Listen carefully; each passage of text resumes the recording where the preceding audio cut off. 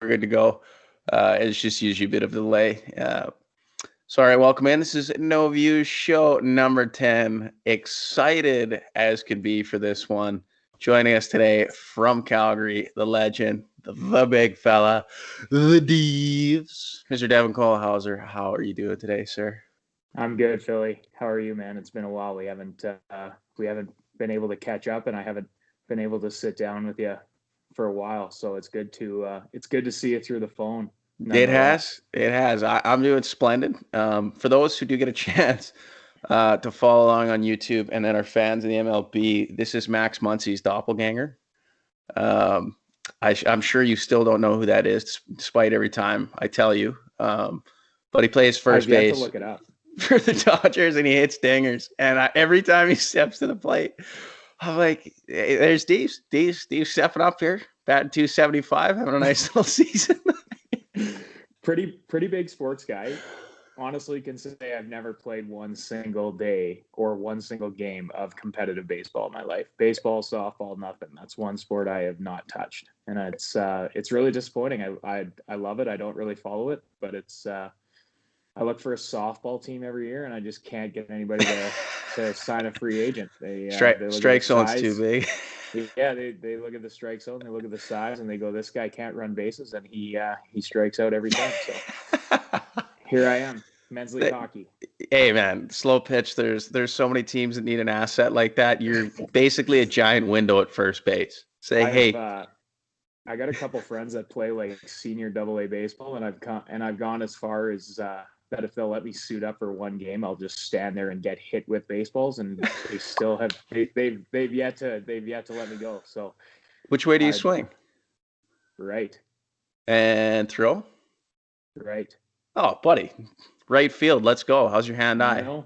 Yeah, was good. Hey man, you got to sell yourself here. Okay, Yeah, if yeah. the scouts might listen in the first 2 or 3 minutes of this, like, we love what this kid has to offer, but the confidence on the game might be what's keeping him out. Little bit of a downfall in the confidence area, I guess, on the baseball side. Which is a shame because I feel like you're a pretty big athlete in your own right. I try to be. I try to be. Are you is Refin coming up for you then? How's the COVID hockey Man, looking? your guess is as good as mine.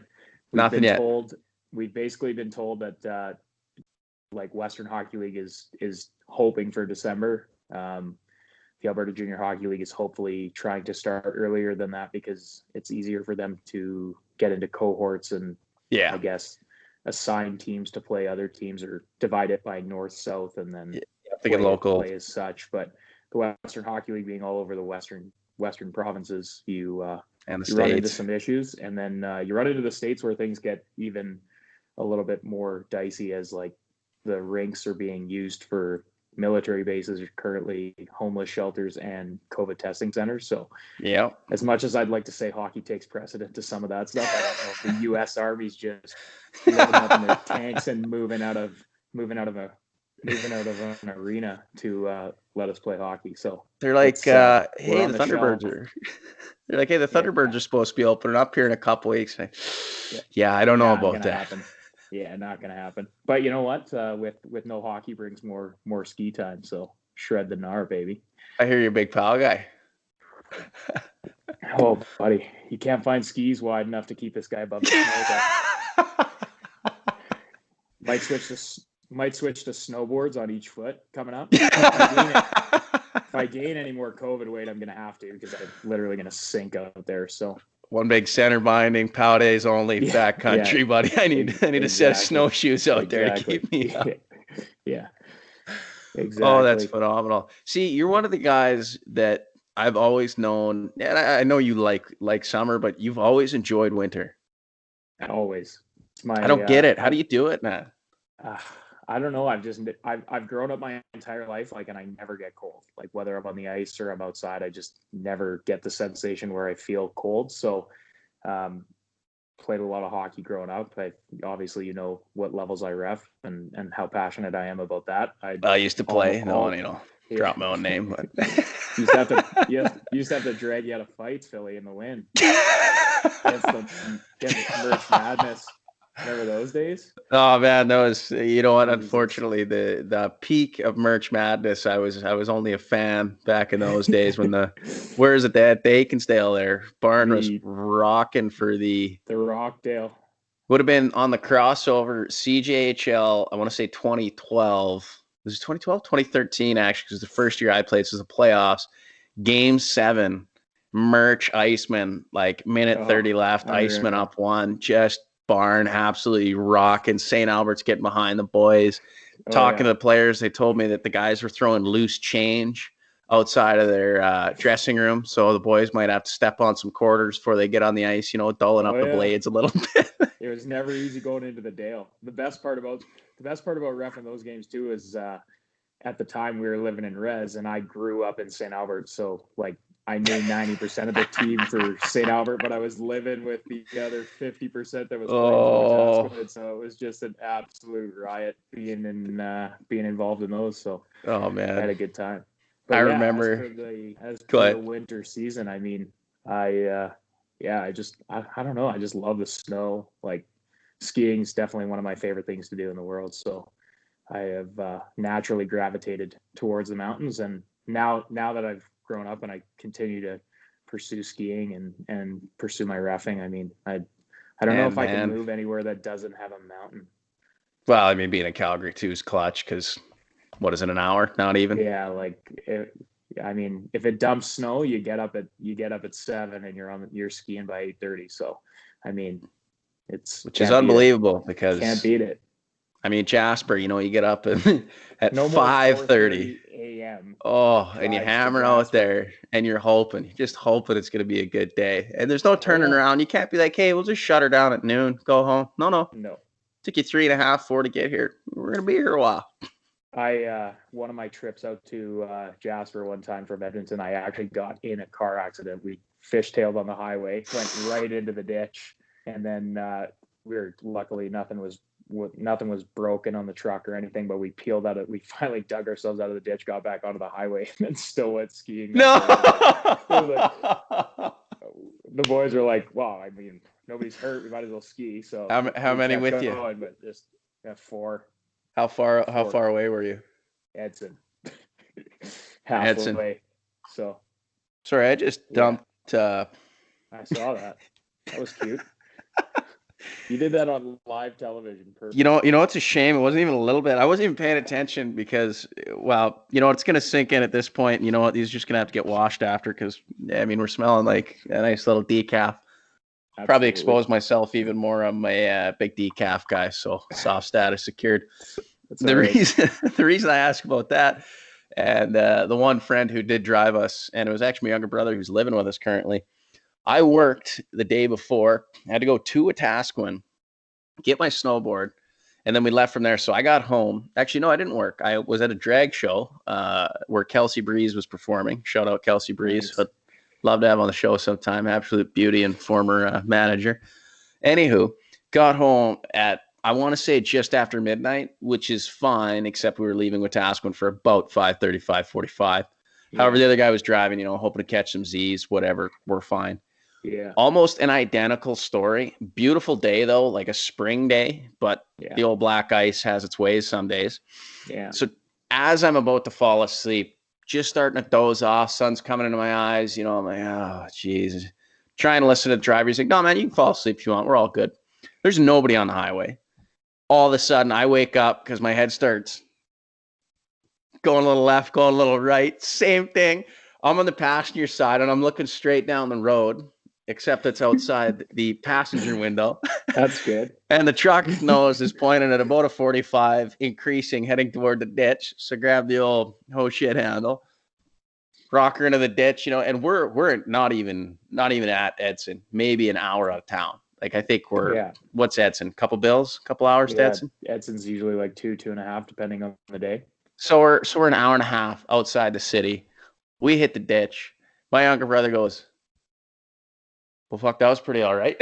He's just like, look around. Everybody's looking at each other, patting down, same thing. Everyone okay? Yeah, everyone's good. So then I look at my friend, and he's the type who I was pretty sure. I was looking at him.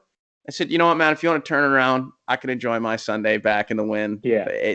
It's all good. It's up to you. He says, Well, I mean, we got up. Like, we might as well just keep going. Same I thing. love that. Hops back on the Absolutely highway, love that. waits for a couple cars to pass, jumps on. He says, yeah, we'll stop in Ensign, maybe grab a coffee, see how the road conditions are. Yeah, half an hour down the road. I think we'll go all the way, boys. Yeah. I think we'll go all the way. Yeah. No kidding. Unreal. Rough way to wake up. Oh, yeah. The adrenaline's going then. It's a good ski day after that because your body's just ready to rock. I was even thinking my sister last year, speaking of bad knees, not to. Oh, no, why do I always think you have bad knees? You don't have bad knees. Do. You have a bad hip. No, I You do. have bad knees. No. I have bad knees. Tore my left ACL. It is you. I thought we did. No, who was I talking to that doesn't have? There's somebody I accuse every time I see them. I say, man, you're like, every time we talk about sports, I'm like, oh, but your knees. And they're like, it's not my knees, it's my hip. I'm like, look, man, I've been blessed with a fantastic body this entire life in terms of look at that thing. Wear and tear. Physical fitness. Well, it's again the psychopath program as I've been referring to it. It's insanity. Man, the fatigue right now, just in these past 3 days. I tried to go for a bike ride at lunch today. Oh my goodness. I put in I actually just reached my Strava 5,000K goal for road biking the other day on the heels of a 75 and then a 115, then a 90. So somewhere in the just over 220 or somewhere in that neighborhood without actually doing the math. And it hurts, but it's fun. It's a lot of fun. We got to get you on one, man. I think knowing your personality and especially like Kelowna in the summer. Yeah. I mean, if you ever get the privilege to find your way down the highway and come skiing with me and you watch me tumble down the mountain, I don't know if you want to see me tumble off a 2-inch bike tire on pavement. That might be, you'll see a grown man cry, that's for sure. But it's the scars heal up. It's a bit of wear and tear. It happens all the time. Did I tell you the story about falling right beside this guy? Yeah, you did. But I think that was you I was telling. I feel like it was, oh my goodness. It's people I tell you. You know what? This is a perfect contrast because today I was on my bike and there was a good probably, I'm going to say 4 or 5 yards of pavement that they hadn't quite fixed yet. It came bombing down Emily Murphy Hill, which you've lived in Edmonton. If you know that, it's just outside of Horlack, kind of corners the Mayfair and everything. Yeah.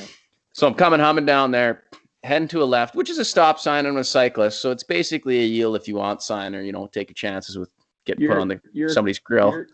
You're a car till you hit the crosswalk. Then you're a pedestrian, right? That's how you guys operate. Exactly. If I dismount, I'm walking. If I'm clipped in, I'm a car. So I'm probably going like at least 55 down this hill, coming around the corner, and I see this, what looks like a break in the road. And I thought, okay, I'll just bunny hop that. It's probably like 3 or 4 feet, maybe 6 feet. But at this speed, just getting airborne, I should at least be able to carry 10 to 15. No, it's like, at least the length of my kitchen. I bunny hop, land on this thing, and it's just at the edge of the overpass. So you could see that they'd finished all the paving on the overpass. They just had this kind of like weird, almost fan-shaped Atari-looking section that they didn't do. Yeah, bunny hop, front tire lands right on the little section. Then I just now I'm trying to stop, and the air immediately left my tire. Like it actually tore the tread, not just the tube. Yeah. So I'm trying not to get run over by traffic. Thankfully, there's no vehicles, and take the speed all the way down. Also trying not to crash. Probably should unclip, but at that point, you're just in panic mode. Finally get her to the side. Flip it over. Just bought a brand new tube yesterday, which was clutch. Issue was the tread broke, which is, I mean, I don't want to say I ride hard, but you got to be riding pretty fucking hard to break the tread on a road bike. Yeah. This guy pulls up. He's on his bike. He goes, what's up? I said, oh, it's toast. Tread's gone. Oh, he says, well, I just live at the top of the hill, man. I probably got an extra tire kicking around. Like, you be here for a bit? I looked at him like, well, I'm not really going anywhere. That's for sure. I said, well, I am going to call my sister. I'm just going to ride their rim home and just break this. What do you think, sir? Yes. If you have one, that'd be great. But also, but you're also a stranger, so it's up to you. So I pull into Horlack. So my sister has a place to pick me up. This guy beats her to Horlack. She was basically the same distance away on the other side. Comes back, brings me a floor pump, a set of gloves so my hands don't get dirty, and a tire. 15 minutes later, your boy's on his way, and I'm like, what kind of karma is this? Like, the world's just looking out for me. Absolutely shred my tire. And even another biker stopped who was riding an absolutely filthy bike, but we don't need to get into that. And I just thought to myself, this guy doesn't know me, doesn't know who I am, middle of COVID, pandemic, everything. And he just said, hey, you know what? I'm going to make your day. And I thought, You know what? Chris, by the way, is his name. I didn't get his last name. Just thought, what a stud. Like, we should just have little stickers that say stud status, you and I, and we just hand them out. Absolutely. Like, you know, I know you're an adult. Not everybody needs a gold star, but just stud Sometimes status. you need a pat on the back. I think so. You're part of the bike gang. That's why he stopped. And honestly, it feels like it, man. It's such a weird space because there's this sense of entitlement the second you put the helmet on. Yeah. Where you think to yourself, stop signs, yield signs, sidewalk, track. You know, I'm gonna look out for cars, look out for me. But yeah, if I get hit, it's probably gonna be my fault, to be completely honest. Weapon on the bike. I was about to say the term that we use often would be weapon. Yeah, weapon. If there was, I'm gonna give you a quick poem. Not even a poem, but Deves is to skis as Phil is to bikes. That's what it feels like, baby, out there. Yeah, just hammer, go hard or don't go. Exactly. Send it. Just nailed that. Just wanted you to know there. I just nailed that coffee sip. Just it's not hot either, so I didn't have a layer of protection. But unreal. This is already one of my favorite episodes. Already starting to be one. This has been such a small shop operation. Last time you have you met Jack? Yeah, your brother. So he's a little. Him and I are a little different. One of the siblings that I've met. I've met all of them now, but it was about 4 years before I realized you had an older sister. That was normal. Yeah. I still remember the first time I was at your house and I see this picture of 4 kids and I'm like, Phil, who's this girl? You're like, that's my sister. I was like, no. Like, Georgia, Florida line's your sister. I'm pretty sure you're like, where does she live too? Like, obviously she lives like out of province, maybe a different city. No, it's like 5 minutes from my house in the city. Yeah. Like, what is going on? Sick, Phil. Sick, buddy. Phil. Unreal. She's actually, I think she's going to be episode 11. Just chatted with her yesterday. She's really looking forward to coming on. Nice. So anyway, Jack comes in, opens the door, right? And he can hear me talking, and I work from home. So first of all, if it's not one of these, I'm probably on an appointment with a client, so leave me alone.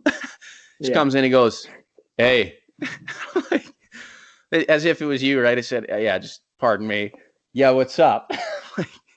Food's ready. I said, okay, perfect. Just leave me alone. Then he says, well, what are you doing? Like Jack, leave me alone. He's 18.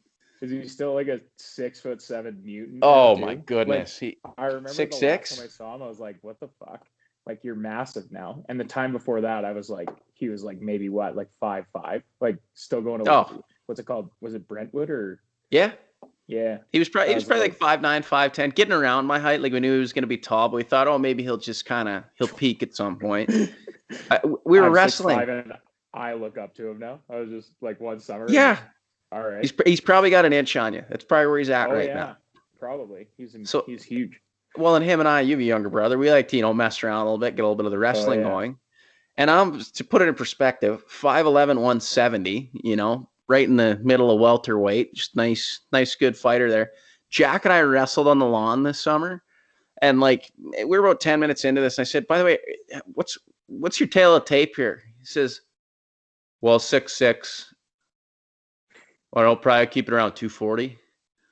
I'm like, 70, you're carrying a small child with you, and you have to wrestle me, and I can't even reach you.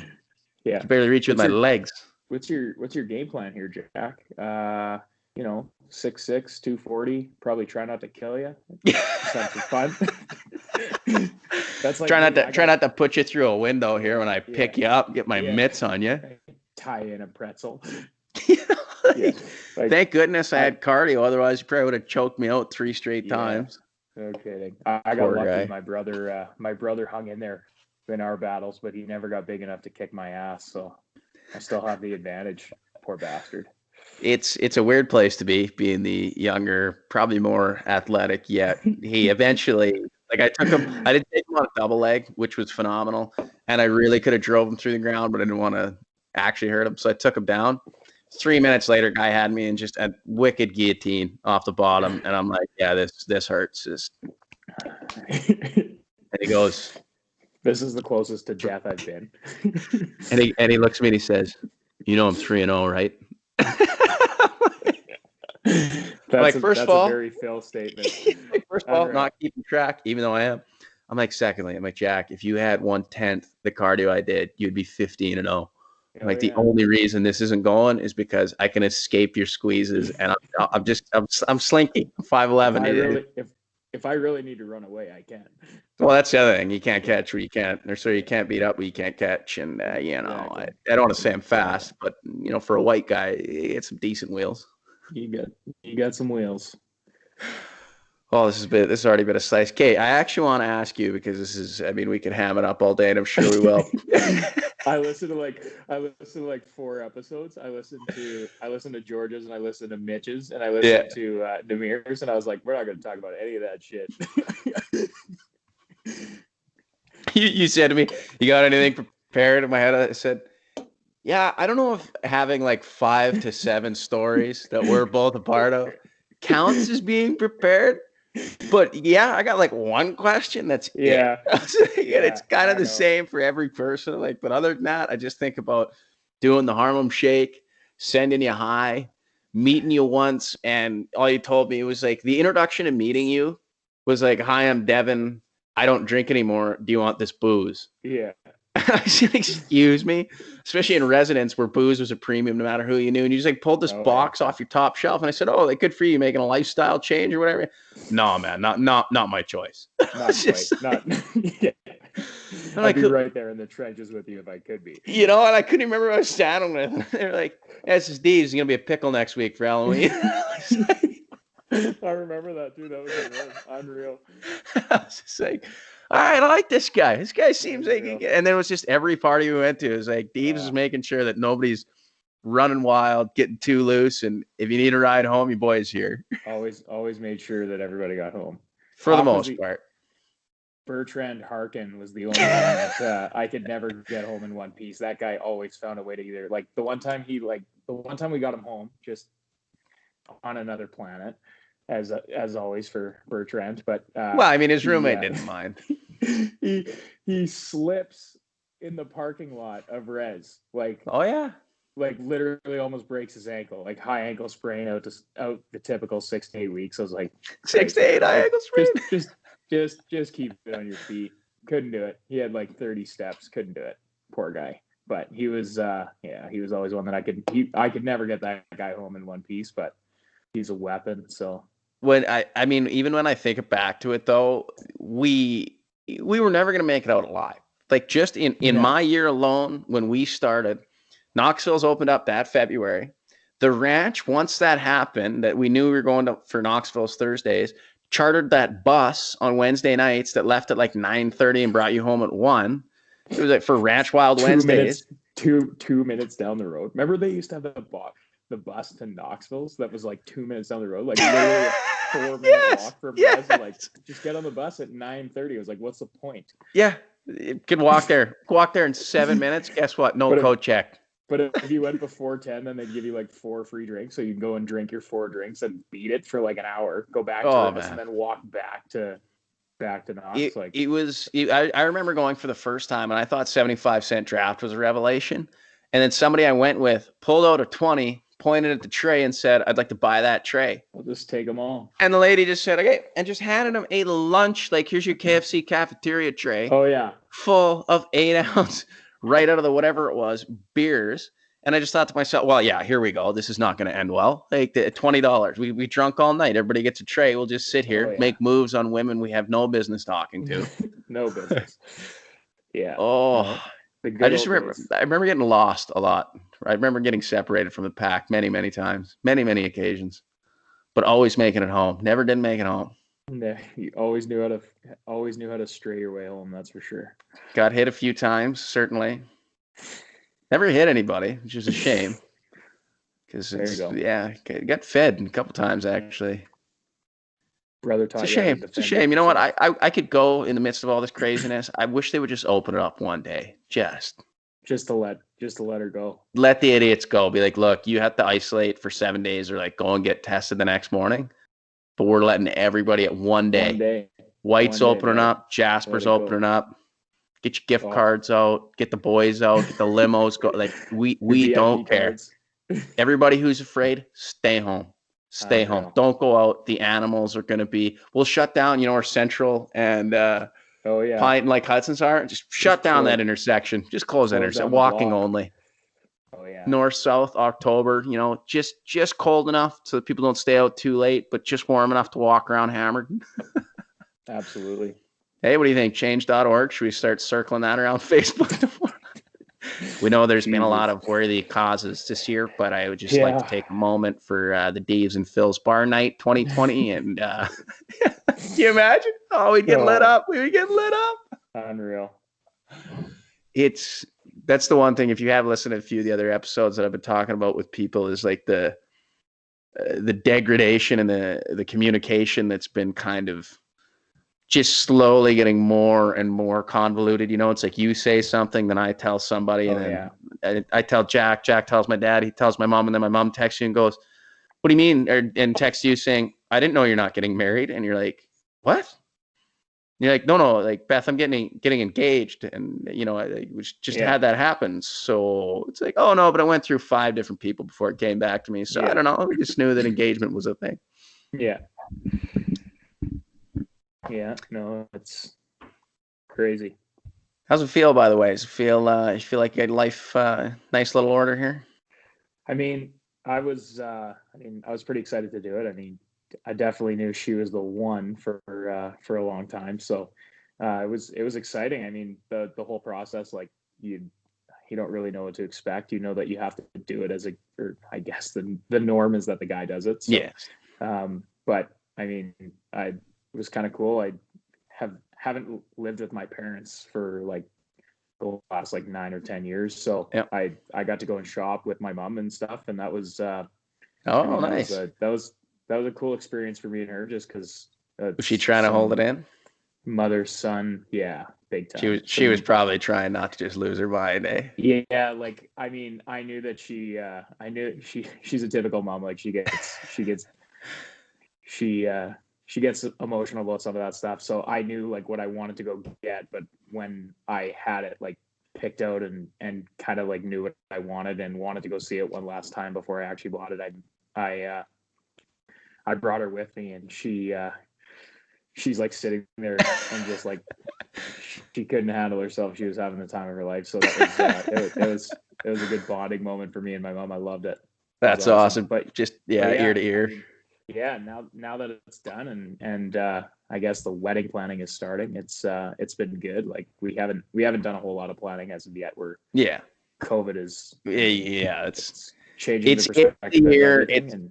It's almost the year to get engaged, not get married. Like we're looking at 2022 as a date, because for one, like there's people that I want at my wedding that if they have a wedding that was supposed to be in 2020 that got pushed to 2021. I don't want to set a date in 2021. Yes. All of a sudden is like I'm competing with somebody else's wedding that they want to go to. And it's like, I don't want you to have to choose. So I feel like if we pick a date in 2022 or later in the year in 2021, we're going to get, we want our close friends and family to be there. So that's kind of the strategy we're going with. Let's say that. I like that. Yeah. How old is your fiance? She's 28. She's a month younger than I am. Okay. Yeah. Just doing some mental math, just for friends of the show, just in case. 92 kids. Hey man, her friends are 28. I'm 28. That's all that matters. No, I'm kidding. It's funny. Like I look at some of the friends that I have that I grew up with, and like the friends that I made in res and on the golf team and stuff like that in McEwen, and like my brother was always a hockey player, so he was out of the house all the time, but like I don't hang out with any of his friends. And then I look at some of the friends that I've made in university and stuff, and they're like all his age. I'm like, what the fuck happened? Like, you guys should be friends with my brother, not with me. But you know what? It's almost it's interesting you even say that though, because it's almost how not only like our little group, but it was like that expanded group of friends was between golf and residence. And I mean, the CJ, another little shout out to the CJ. It was like, here's everybody you're going to need to know for the next 3 to 5. Like, this is it. Absolutely. This is it. Even some of the women's sports teams that our friends were on, it was like, oh, hey, how's it going? Oh, hey, how are you? Hey. Absolutely. And I guess, you're a little older, 28. It's only 2 years. Because when's your Only birthday? two. You're May. 12th. March. 92. It's close. March, baby. 3/12/92. That's not bad. Yeah. Yeah, coming up on 26, man. Whew. Fuck that. 26 hits you hard. I'll tell you that one for free. I don't know, man. Life gets me hard, I think, if that's the expression we're going with right now. Man, that 25th year, like quarter of the way to dead.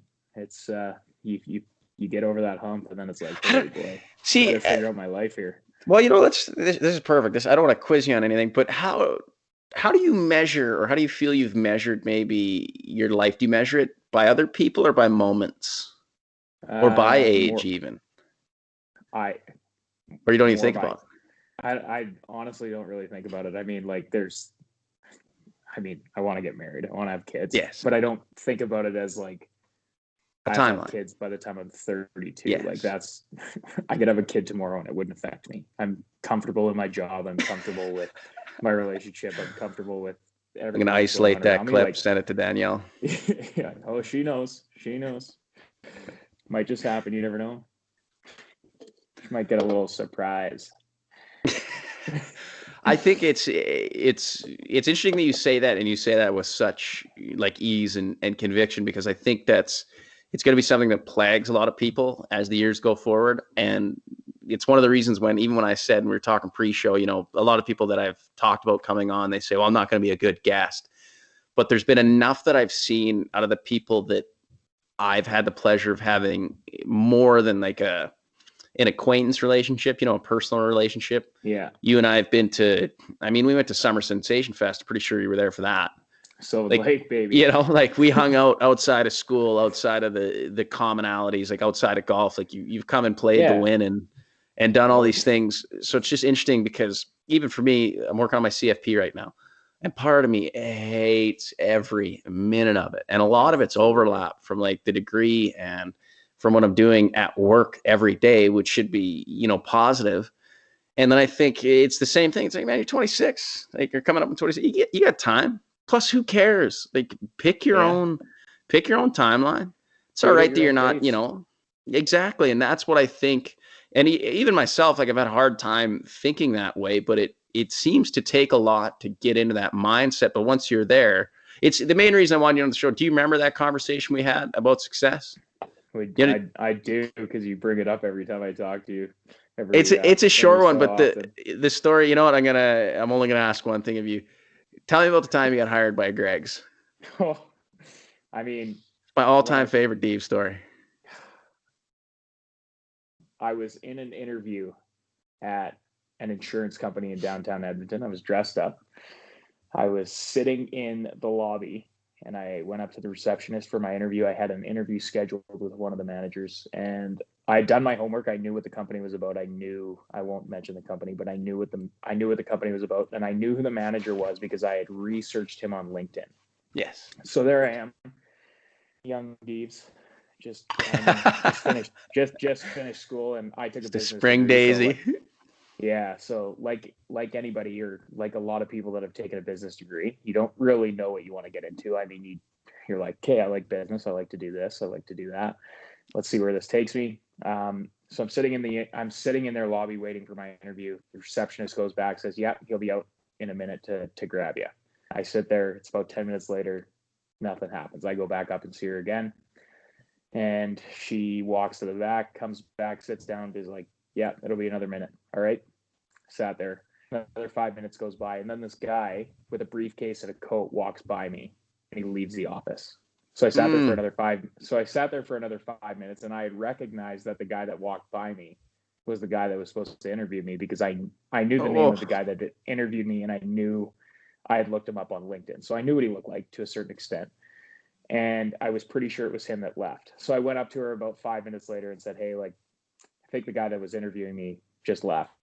And she went to the back, comes back about 2 minutes later and was like, yeah, so apparently he had to leave. He'll reschedule your interview. Gross. So I said, okay, thanks. At the time, the market was just crashed. Like, it wasn't great. Oil and gas was down, and obviously oil and gas is not the only market, because then I ended up at Greg Distributors, and that's an oil and not, they're a wholesale supply company. So they're involved in oil and gas to an extent, but not really. So I was so frustrated. I had applied to over 150 jobs, and I had taken physical resumes. And this is one thing that I've told everybody that I talk to when they're like, how do you find a job? How do you find a job? How did you put yourself at the top of the list? I said, go in and hand your resume to the guy that you want to work for. Yes. So I leave this office, and sorry, I'm being long-winded here, but no, this is like my favorite part. I leave this office and I'm driving home, and I'm so mad because it's like I've never been a guy that's like, I want to sit around and just do nothing. Like I'm like, hey, I've got this degree. I've spent 4.5, 5 years at university. Like, it's time to rock and roll. Let's go make some dough. And I'm driving and I'm so mad. And I'd applied to Greg's online and never heard anything back. And I was like, I literally said to myself, I was like, fuck this, I'm going in there. And I walk into this wholesale supply company in a suit and tie, and I stand in their line. And if anybody's ever been to Greg's, you stand there. There's probably 30 or 40 people in front of you. And I finally get to the front of the line. And I talk to this guy that turns out to be just some guy that was pretty much me a year later, like just some dude hanging out, just grabbing nuts and bolts for whoever. And I walked up to the till and I said to this guy, I was like, hey, like, I want to drop off a resume. And if there's possibility, I want an interview for a job. Like, I want to be in sales at this company. And the guy's like, oh, okay. Like, sure. Like, give me your resume. I was like, oh, is there anybody from HR here that I can talk to?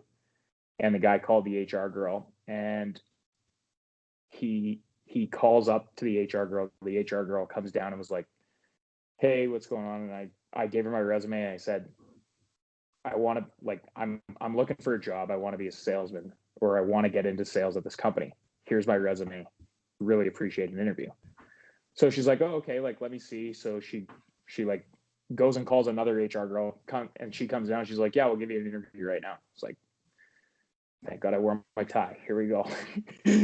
So that's cool, baby. Yeah. So I'm in the room, and I get like a 30-minute interview basically. And they go through like what my character is and things that I want to do and things such as this. And then they leave, and they're like, they tell me before I leave the office, they say like, yeah, if we're interested in you, like, you'll get a call within the next 7 to 14 days. For an interview in sales. And I was like, by one of our sales managers. So I was like, oh, okay. I get into the parking lot and I get into my truck, and I have about a 25-minute drive to get home. And by the time I got home, I got called by a sales manager to come in for a ride along and to have an interview with their sales team, like in that same week. And then I ended up getting hired. So that's my story on that one. But that guy walking out of that office still drives me nuts to this day. Like, if I ever, like, blood boiling. Like, I mean, I don't know who he is, but just like at a time when it was like I was doing everything I possibly could to try and find a job. And like, I mean, everything, like emailing resumes, dropping them off in person. Like, I was a true believer that I went to Staples one day and just printed off 150 resumes and was just like, hey, I'm like taking a day and I'm just driving around in a suit, and I'm just going to drop them off at anywhere that'll talk to people.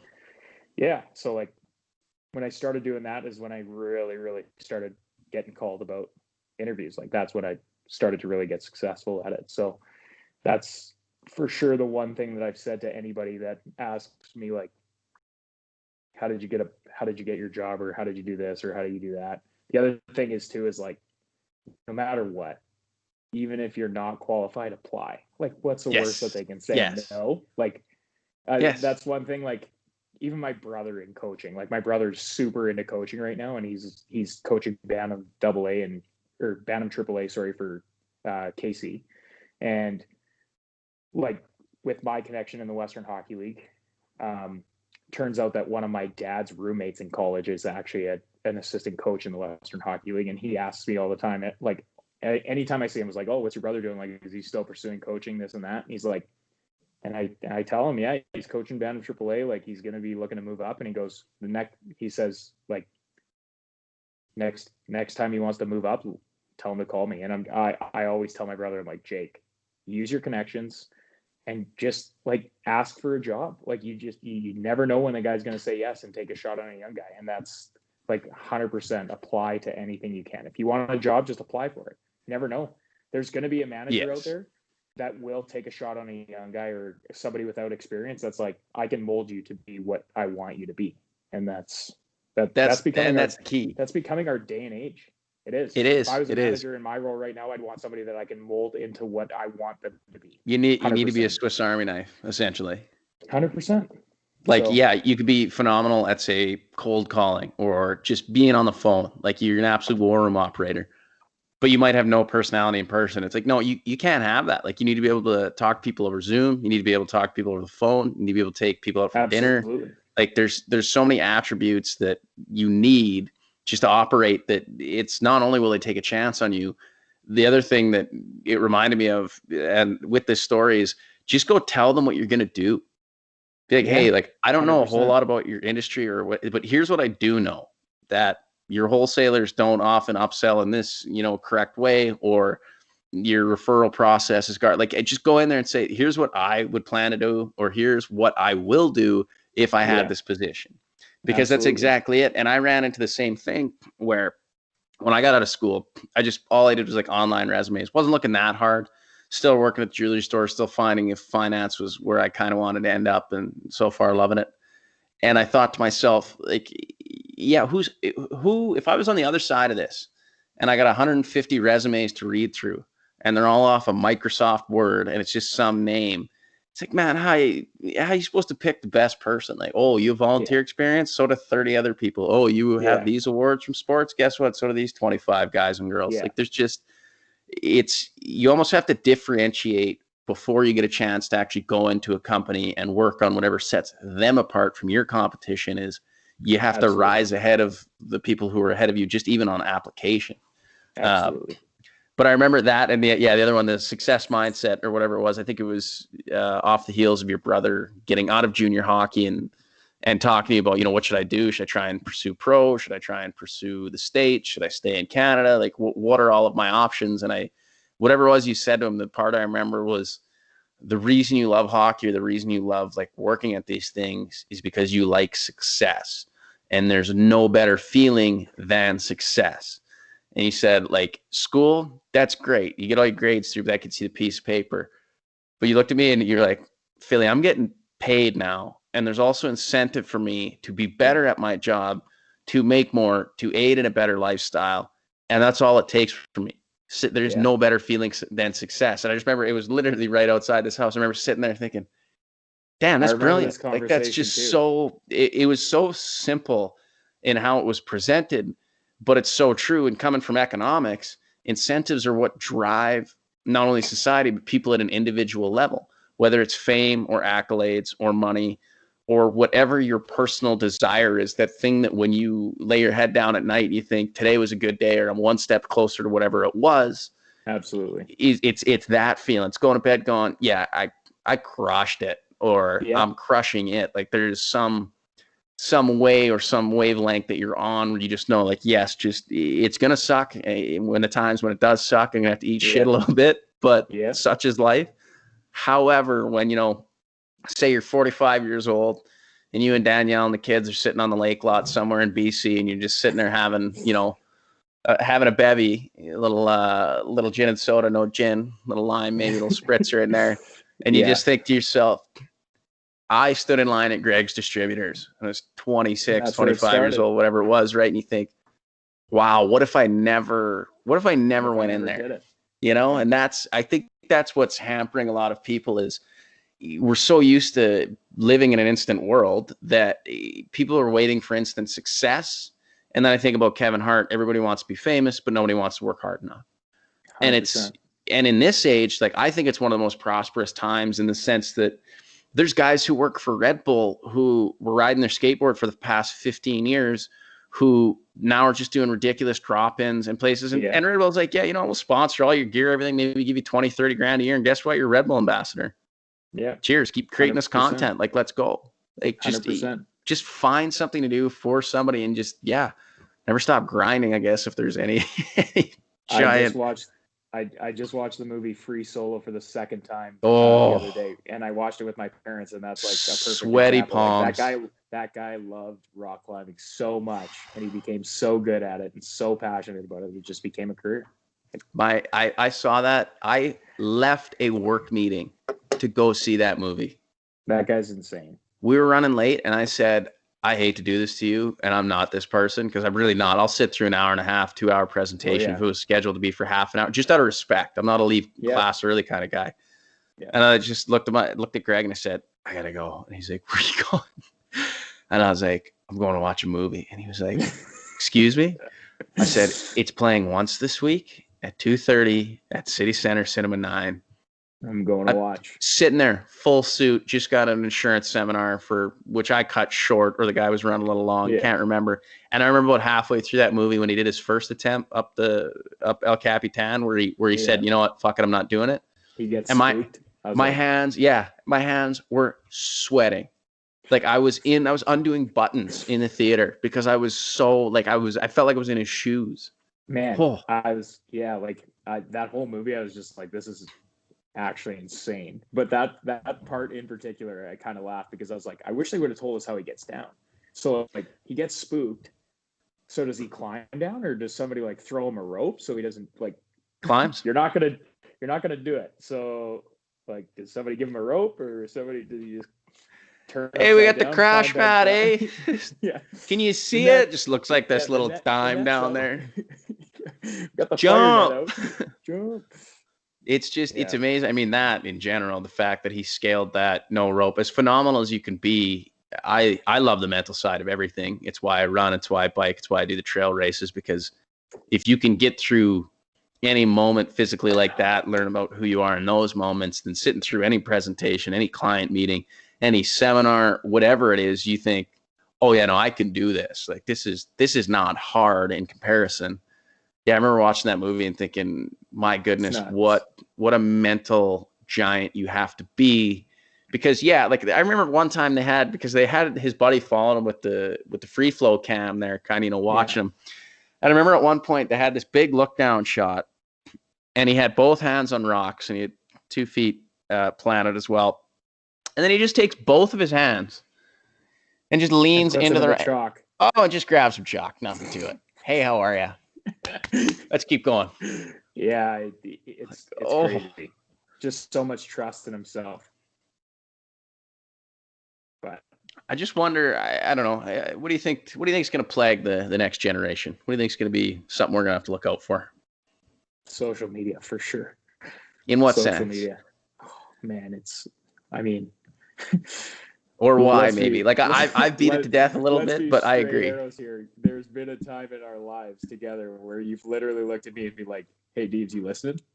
You listening?" That's my second favorite Deeves story. You're literally looking at my phone and I'm not paying attention to you at all. And you're like, "You listening?" And you're like, in fairness, I remember you said, you're like, "I'll give you $100 if you get off your phone right now," and I just have like, it's fucking goes right over my head, like not even paying attention. And honestly, like, I honestly think it's social media. It's scary. Scary to I would agree. It's have a kid. Yeah. And the thing with it is like, I just watched The Social Dilemma, which I don't know if you watched that on Netflix. I've watched The Great Hack, and I saw the preview to The Social Dilemma. I just pulled up Netflix last night to finish off Big Short. And curated reality, is that what they talk about? A lot of it, where you're kind of being put into your own, like Google is trying to figure out what you want to think about. And it started with an idea of, you are a free person. We're going to figure out what you want. And what it turned into, it's like, oh, we have so much data. We're pretty confident that we know what you want to search. But sometimes you just want to go to Google and literally have a blank slate and go deep ocean sea creatures. You don't want to put in deep ocean, and then it'll be like deep ocean Aruba adventures. And it's like, okay, I was looking at Aruba adventures in March, but I don't need to, I'm not going there now. Yeah. It's like, I mean, that's exactly what it is click on one thing. Sorry, is it a series? No, it's one episode, or it's like, I guess it's a documentary. It's about an hour and 45 minutes long, which that might have to be tonight. That might have to be tonight's play. It makes honestly, me like I can't click on it, to be honest with you. Like I get to it, and there's some things that make me mildly like physically ill. And after I watch The Great Hack, which is by the sounds of it very similar, I saw The Social Dilemma, and I always think about my screen time. I think, Oh yeah. I know what they're going to tell me. I know I need to be off my phone more. I know I need more conversations like this. I need more ideas sharing like this. This is the communication. Even now, I'm making a conscious effort, whether or not it happens, to not say, because I love, apparently. I go back and listen to it. Oh, you know what I mean? I'm a like guy. Right. Yeah. And Yeah, so I've been trying to say says, I've been trying to improve the patience with which I speak, because I find when I really get going on a topic, I'll just napalm in there. I'll napalm, in there. And all of a sudden it sounds like your boy's on the third line after a hard shift talking to the boys down the bench. And you're just looking at me going, is this English? Like, what is like, oh, boys, we got to get that out of, we got to get that off the half wall there. Hey, we can't be pinching down when we're going 1-2-2. Come on now. You're just thinking like, we gravitate as people to what's easy, and that's 100% what it is. That's a good line. I definitely recommend you watch it. Like, as a guy that, like from the story I told you, like for sure, like I'm in sales, I'm on my phone a lot. I'm on the phone with calls or with texts or with emails or whatever. Like, there's always something. The opportunity to open up Instagram or Twitter or TikTok is the new sink one, in there Facebook for a bit or whatever. Like, it's bad. And like I listen to Mitchie. I listened to Mitchie on here. Shout out a couple episodes ago. Shout out to Mitchie. He hates it when I call him that. Sorry, pal. I'll let him know. But I listened to his, and like one of the things that I actually really liked that you guys talked about was he's like, we have this device that in the last 10 years, like BlackBerry was huge, and BlackBerry's not even a thing anymore. But now we have this iPhone, and it's literally more sophisticated than a computer was 5 years ago. And it's the size of a freaking pop can. And what do we use it for? And it has all of the information that you want to find out. And I can tell you for a fact, I'm a guy that at work, I have 10 minutes to not do anything or want to turn my brain off for 10 minutes. I don't go and learn something new. I literally open up Instagram and be like, what are my friends doing today? Or what's going on here? And you know what? Like, now that I've watched that show, I think about it when I'm at work, like, go and learn something. And I've tried to like read a news article, or I've tried to do this, or I've tried to do something else that's like actually meaningful, or like catch up on the news for the day. And like, I'm watching my screen time come down, but there's like still like after a long day of work, I come home and I just like scroll, and it's just like, man, you're just such a waste of time. Like, go for a walk. Yes. Go watch some birds or something. But that's how hard it is though, because we've come to this point where it's almost like there's a lag, because they give us the phones, they give us the devices, they set up, 2-year plans. Oh, you can flip for the next one. We got 2G, we got 3G, we got LTE, we got 4G, we're working on 5G. And it's the rate at which it changes. We don't think about, every time I go on a website on my computer, accept cookies, like, I don't care. Have my data at this point. Like, chocolate my Twitter, or what? Like, take them off. like, I love them. It's just, I always tell people, I've mentioned it probably 10 times in 10 shows. If you go to my Explore page right now, you're getting bikes, F1, models, fitness.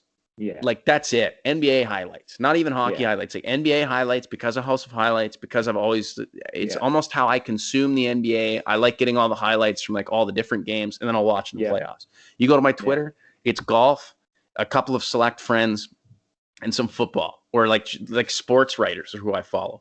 So it's like, that's got its own little thing. This has its own thing. Facebook is it's not my favorite. It's not my favorite one. That's all I'm going to say. Either. It's just not my favorite app. It's a vicious place, Facebook. I find. I honestly don't think it's the worst, but it's not my favorite. I don't go on it a whole lot. I think accessibly it's the worst. I would agree with that probably. Do you think here's just a thought kind of, so do you think we're nerfing the world a little too much? We're making everything like there's no dislike button. You're not allowed to say certain things. You're not allowed, like, do you feel like people are trying to eliminate sadness and eliminate fear and pain? I mean, to a sense, yes. I think there's more and more things that we find out about the human body that bring sadness into the picture. Like, I mean, you talk about mental health, which is a very, very real thing in our world. Huge. You talk about mental health 20 years ago. Did it even exist? Is it because nobody talked about it, or is it because now it's absolutely in the spotlight and everything you need to know about mental health is now available for you to read about? Or maybe people like, I'm 100% a person that believes that mental health is something that needs to be talked about all the time. Like, I am somebody 100% that my inbox or my phone will always be on for anybody that ever needs to call me. But it's crazy, like, when I talk to my parents and go, like, what was mental health like 20 years ago? Like, before I was didn't exist. And they're like, it didn't exist. You either had a good family, you either had a support system and you just didn't know it, and like you were good, or you weren't, and that was it. And it's but the other thing is like, have people replaced talking to somebody with social media? Like, is it easier for a kid to come home from school nowadays and just scroll through Instagram than it is to go and like go biking with their friends? Or is it easier for them to come and hide at home than it was to like go and get outside or go get activity? And I'm not saying that is the I know you're asking the question. The reason that mental health is a thing, like 100%, these are serious problems. Well, two things just came to you. I'm going to go here. I'm going to interrupt you because I don't want to forget it. The two things just came to mind that I think that you just said was quite brilliant is, are we giving it too much attention and isn't it just in the spotlight now? I would say mental health itself, I would say no, because it needs to be taken care of. And I'll finish off that point just after this point. Correct. But I agree with you. I think that actually just solved what I've been thinking about a lot is, are we giving too much spotlight to too many concerns, too many things? Because, I tell this kind of short story. It's not really a story. I asked my sister once, I said, do you think the world is more or less tolerant than it was in the 60s? I said 50s, 60s. She goes, oh, way less tolerant. I said, people used to like go to the washroom in bathrooms for people who were colored and people who weren't. I said, I would say overall, it's much more tolerant, but our access to the crazy, intolerable acts, to the hate crime, to the vicious things, we can find it if we want to. You just Google, why should I be sad today? You hit enter and you have, 1,000 results about why. To go back to the mental health point, to not hammer out the other side too much, this is what kills me personally a little bit, is mental health is so huge and we've been talking about it. But physical health, I think they're equal. I think physical health and mental health are the same. I think if you look at an athlete who's performing at his absolute best, those are the two things that are taken care of, his mental health and his physical health. And I think they're interrelated, because to even tie this, and it's going to turn into a bit of a half rant here. If you think about those kids who do come home, not only is it, do I go and bike with my friends? Do I go play video games? Do I hang out with my family? Do I read? The effect of the phone and those little shots of dopamine you get every time you hop in there, you don't know it's a drug, but you do. And you talk about the runner's high, or that pain / pleasure. What's the longest run you've been on in your life, or what's the hardest endurance event you've ever done? There's no wrong answers. It hasn't been much. I mean, I think the most I've ever done is a half marathon that I've run. Half marathon? And how did you feel after that half? I mean, I'm a big dude. So physically a little torched.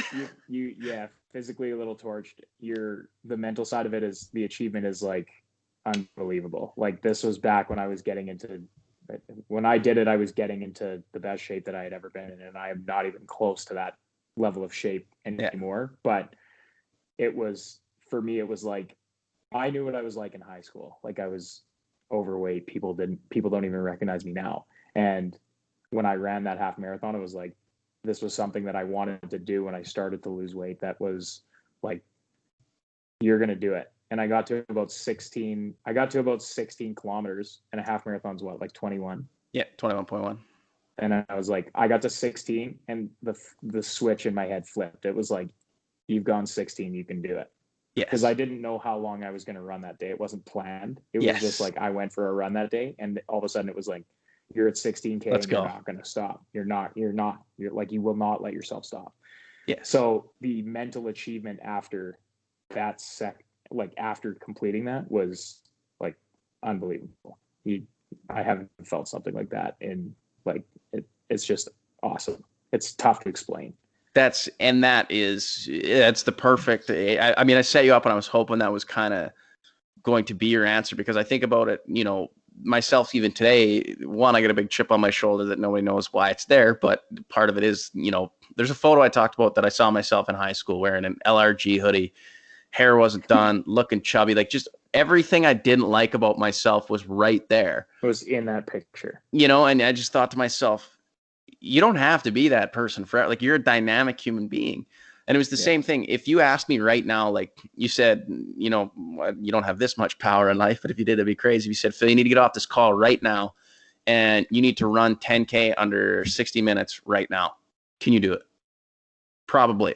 You'd have told me that 3 years ago. Same thing, before I did any training, before I signed up for any races, anything. I probably still would have told you yes, but that's just because I'm arrogant and confident in my abilities. Yeah. Yet it would have been every last ounce of mental and physical strength to get me under 60 minutes in an hour. Like, I would wait for a nice, like, it'd be like 17 degrees, minimal wind, pick a nice flat track and try and do it. And I always try to explain to people how you feel after 32 kilometers at the death race, or 15 at Sinister, or your first half marathon, your first 10K, even your first 5K. That feeling of accomplishment is something nobody can take away from you, no 100%. Matter what. And even when you said, like, you hit 16, you thought, like, you're going to do it. When I ran my first marathon in Calgary, I walked way more than I thought I was going to walk. I basically died for 5.5 hours. It was ugly. And the second I saw the stadium grounds was where I thought to myself, you're going to finish. Like, there's no way. I mean, that Stampede 5K roundup was going, and that was humbling because they're on their way out there. And a lot of people who did the half and the full already got their medals on, and they're like, oh, nice 5K. And Phil's just grinding with all his inner demons there, staring at the stadium grounds going, I wonder if anybody's going to be in the stands when I turn the corner. Everybody's already gone home. But then you finish, and then I saw my mom and my sister, and my mom knows me so well, but she's always so confused with my sporting things, because she saw me and she thought, oh, this kid's going to be just beside himself because he's probably going to go, I should have ran it in 4:15, because part of me is thinking, well, I didn't do enough to prepare to hit my goal, which was 4:30 or, sub 4 at the start of the day. And then I went over there, I started crying. She's like, no, it's okay. Like, it's okay. Like, you finished. It's great. And I said, no, I can't control it. Like, it's just come over me. That's exactly why I'm emotional. Yeah. There's always a part of me that didn't think I was going to finish. And, if there's A through Z of goals, that last goal or the final goal is always finished. Like, you never want to die in the chair, die out on the course. And just crossing that line is like, man, you can get through 42 kilometers in a day. The world's your oyster. Like, let's go. And it adds to that mental health, that physical health. You just go, well, if I can do 42 in 5.5, I can probably do it in 5:15. If I can do it in 5:15, I can do it in 4:45. I can do it 4:40. And then all of a sudden you're like, okay, you just look at life. It's swim, let's add a bike. Yeah, again, it's pretty serious. Stage their own. All of a sudden you're like, man, I've dropped 12 pounds in quarantine and I have no friends. So all I do is bike and run. All I do is bike past all my friends. And hey. Bye. Meet you down the road when I need a spare tire. Oh, man, tough day. Shout out to Chris one more time. What a stud. Yeah. Things like that bring me so much hope in general. This guy just he takes 2 minutes out of his day to just stop and ask me if everything's all right, diagnoses the problem with me and says, I'll be back in 10 minutes. And I'm looking at the guy, he's probably retired or in around that age. I said, well, what were you up to today? He said, I'm just finishing my 30K lunch ride. I was like, perfect. This is it, baby. Come on down, slap on that 23, and Phil's got another half an hour left in him. He doesn't have to take the team bus home. And this is a great, great Tuesday. There you go. It was rather serendipitous. Beautiful day up here in Edmonton as well for those keeping dragging home, even though nobody is. Yeah. So to not put a bow on this, because I'm quite enjoying this.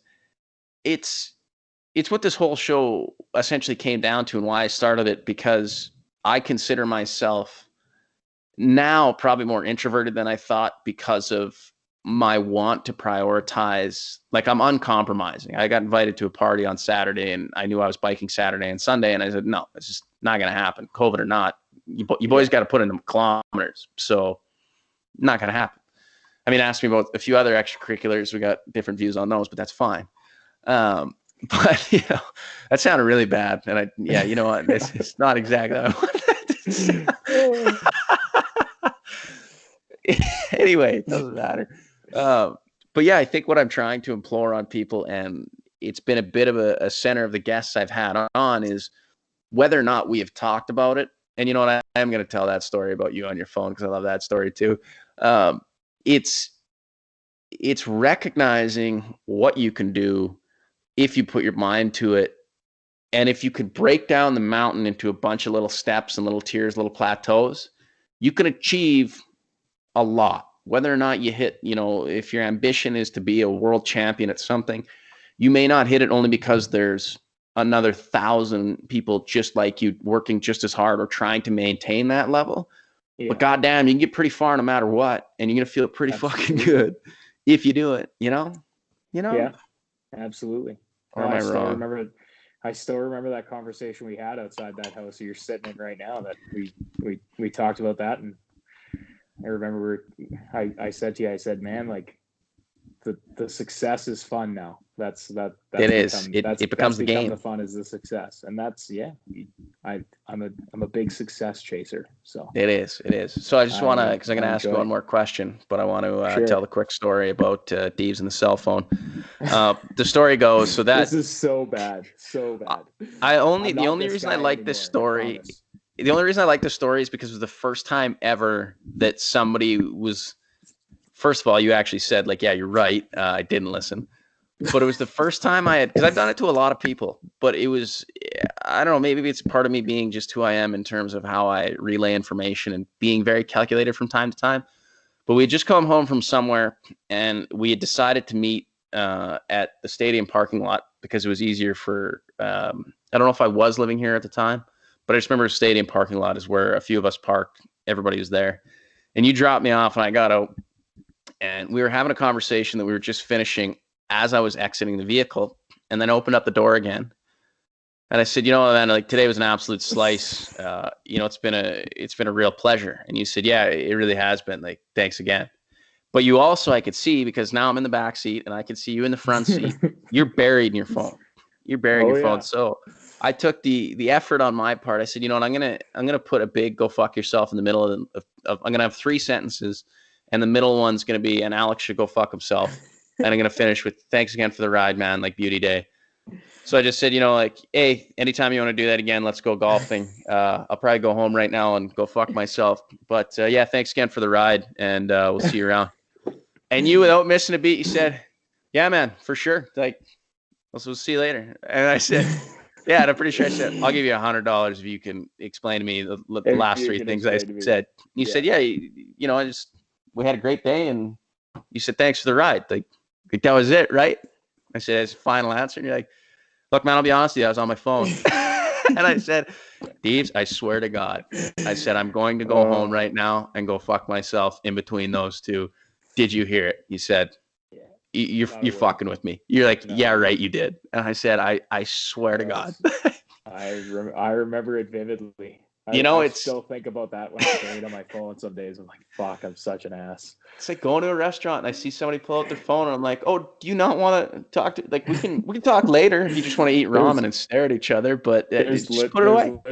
There's literally times I've been buried in my phone that I'm like, I wonder if somebody's talking to me right now and I'm just not paying attention. And I'm just like in a room by myself. And it's but bad. I mean, and I do it too, but it's becoming how we live. And yeah, I think if anything, people just need to find the balance of how productive is the time on my phone. And yes, like exactly what you're doing. If you can find an avenue to read the news, watch TV that's maybe a little more nonfiction, catch a couple documentaries, and all of a sudden you're like, hey, I feel like I'm a bit more plugged into what's going on. I don't feel like I'm a product of just consuming an Instagram, consuming a Facebook, consuming TikTok.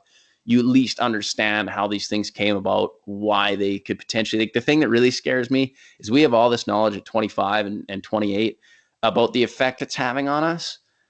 And there's still generations to come where kids are getting cell phones at 8, 9 years old. That's what puts the fear in my eyes a little bit. That's what scares me. And that's back to what I think is plaguing, what will plague society is the amount of information you can have at your fingertips. I think having information at your fingertips is the best thing that can possibly happen. But Yes. watch The Social Dilemma and you'll see some of the negative effects of that, in the sense that you are also giving you're also giving power and the ability to get wrongful information in front of mass amounts of people in the blink of an eye, whether it's true or not, and people that's start the thing. to believe it, because That's the thing. We live in a world where everybody's opinion matters, and everybody's included. allowed to have their own, and everybody's allowed to have their own opinion. So, and you're an asshole if everybody's not included. Right.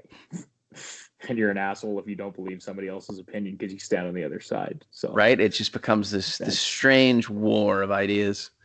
It's wild, man. It is. It's the strangest time. I've always felt like I've gravitated toward older souls, older people, because of my ability to observe and try and question things maybe a little more than most people, or approach things differently. You know, I had a guy on last time and we talked about, and I'm sure I've had this discussion with you, I like my own Instagram photos. I've been doing it since 2012. Like, pretty sure I signed. The second I accidentally tapped on one of my photos, I was like, you can like your own photo? I started hammering. Like my own shit. I mean, how often, like, this is just kind of, I'm going to put you on the spot here. You ever go back and look at some of your Instagram photos? All the time. Like, every couple months I'll go back, maybe, kind of, it's like a scrapbook. So you go and see some of the good times you had. Then I'll click on a photo and there's no like there for me. And I'm like, oh, fuck yeah. And then I remember having this conversation. Notification pops up.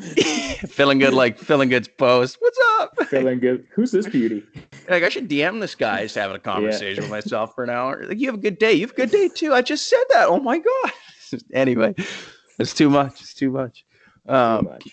This is a perfect time to wrap it up. And what I like to do is essentially ask you as Devin Kohlhauser, the person you are today, if you had 1 million people listening, or a group of people that was fully invested in what was about to come out of your mouth, what sort of advice or idea would you give to them that you think would benefit them?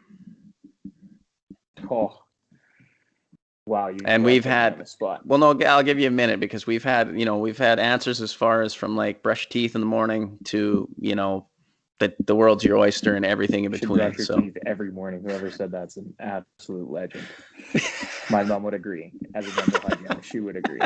I guess like, I've grown up in a family where you have, I think you've met my parents, but never. There you but go. Anyway, the Kohlhausers. But I grew up I grew up with a family that, I mean, we were pretty well off. So, can you still see me? I'm getting another phone call. This is odd. This is awkward. Oh my God. That just says D. I can still hear you. And I'm going to decline that. Oops. Can you see? Nice. Hey. I did this successfully. I'm still here. No, this is good. This is good.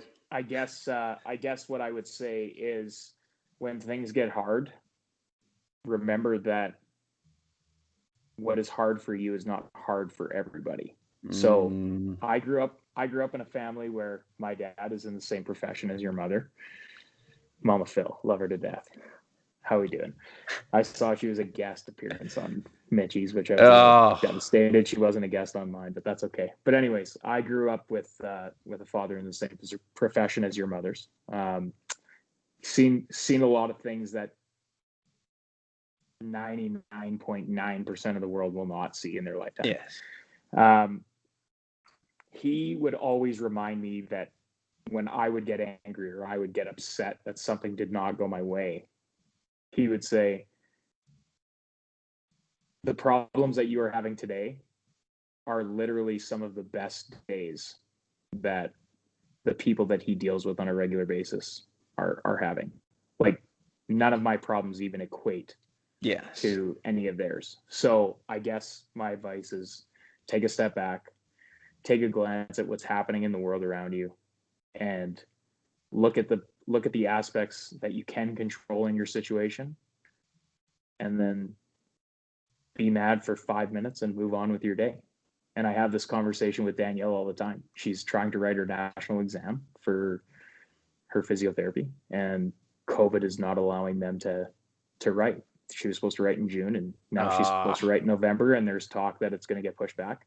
And she's furious because she gets an email that says your exam is being deferred. Or the newest one is we don't know how many people can write in your cohort. And she gets furious. And I said to her, take a step back.